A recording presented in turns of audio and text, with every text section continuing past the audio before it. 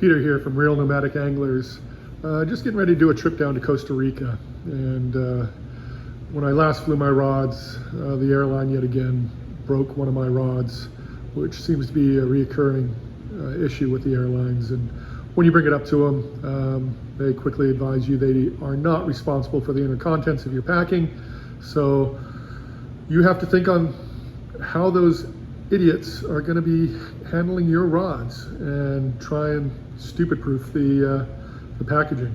So I buy and have over the years bought these bazookas to carry my rods around the world. In the last couple months, on my latest case, United Airlines has managed to break the wheels off one end and break a number of fishing rods on several trips from New Zealand, Mexico, and now I'm trying Costa Rica, so let's see what happens there. But I just want to show you some of the things that have happened. Last trip down to the East Cape, when I got my rods back, the wheels were gone. This was a nice little feature that I could drag these around the airport without having to carry them. Not the end of the world, I can keep using the rod case, but again, a little bit frustrating. My last trip, I was flying from Santa Ana in Southern California to Nashville, and United seemed to break the longest rod in my case. So nice custom rod by Dan's Custom Rods. I've had this since 2018. Just a little bit frustrating. So got to place another order with Dan. Dan's doing really good off United Airlines lately. But what happens? So you try and keep the rods as tight as possible in the case. The longest rod is always at risk. So trying to keep rods of similar length is a good idea.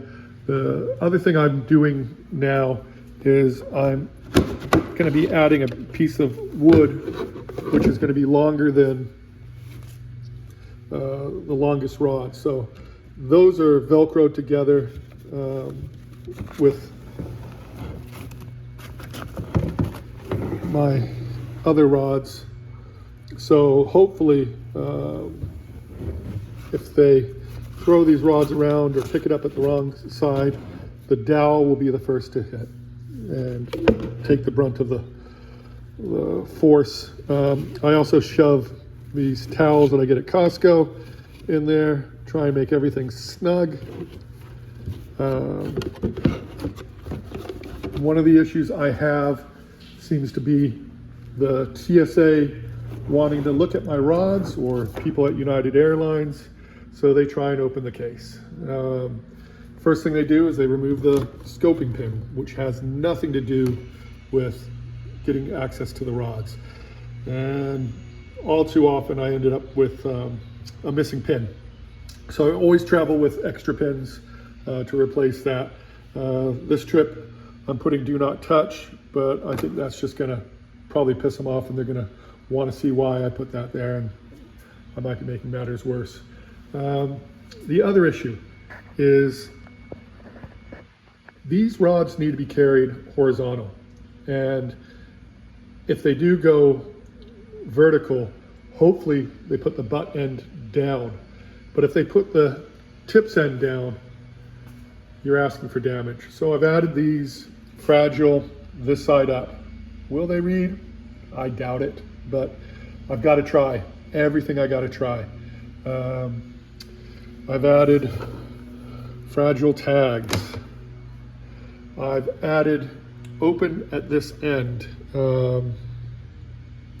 So hopefully they will go to this end and get in there and open the rod case correctly. I've put arrows so they know how to twist it. You know, it's frustrating people going into your stuff. I understand the TSA has to do it, or thinks they have to do it after it goes through the x-ray machine. It's gonna happen, but I'm trying to prevent as much as I can. So there you have it. Let's see how I do on this trip to Costa Rica, if I get any damaged rods. And if you have done this yourself and you have any ideas or experience you could put in the comments to help me and others, I really would appreciate it. But hopefully I'll come back with some good stories from Costa Rica next week. Take care.